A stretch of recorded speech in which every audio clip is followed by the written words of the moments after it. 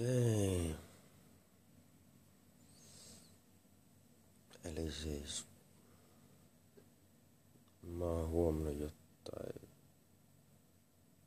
elämästä, mitä nyt vähän on täällä pyörinyt.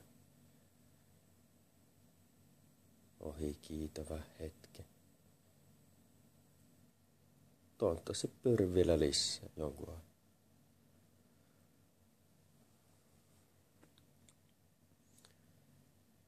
Täällä meistä jokainen on oppimassa.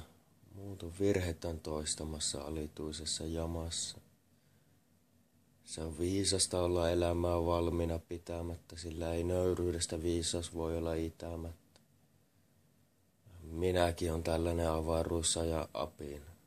Ympärillä riehuu veretön kapina. Nuorikaan ei vanhassa näe mitään syvää, kun ei sodas ryssässä nähty hyvää. Kalevalainen parantajakin pesee hierojan 10-0. Hölmistynyt on vaan nykyihmisen polla, että miten näin voi olla? Metusala poikansa eessä kuolemaa tekee, poika itsensä viisaammaksi kokee, paljon tietääkin, mutta paljon on sokea. Ja onnen tae se ei ole autotalo ja piha. Tuoko työ onnen, jos siihen on viha? Sielukin on jo kauan sitten kapuut ja voima antaa vaan raaka liha. Ja luonnon tuskia moni päätä tahtoo, mutta vessanpeilistä luonto takaisin kahtoon.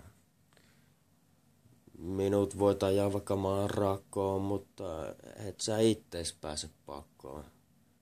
Menit sitten maan äärin tai alkaisit jointia kääriin. Aikojen takaa silti ajatta tulee voima, jota hengitämme. Tuskien kautta vartumme, elämän korpitaipaleille sielumme kengitämme.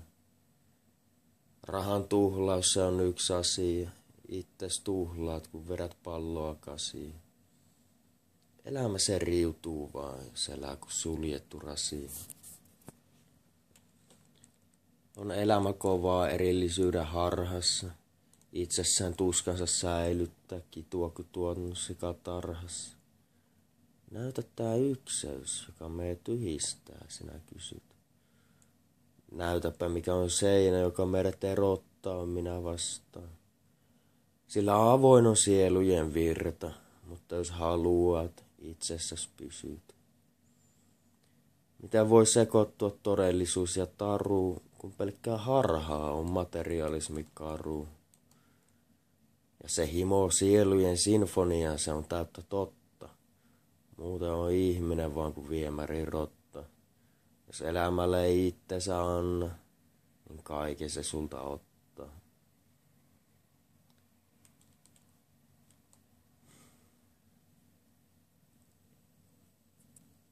Sitten kun ollaan itsellensä ihan oikeasti rehellisiä, niin totuuden edessä moni vavahtaa, mutta elämässä hukkuu jo sitten se kavahtaa. Kiitos.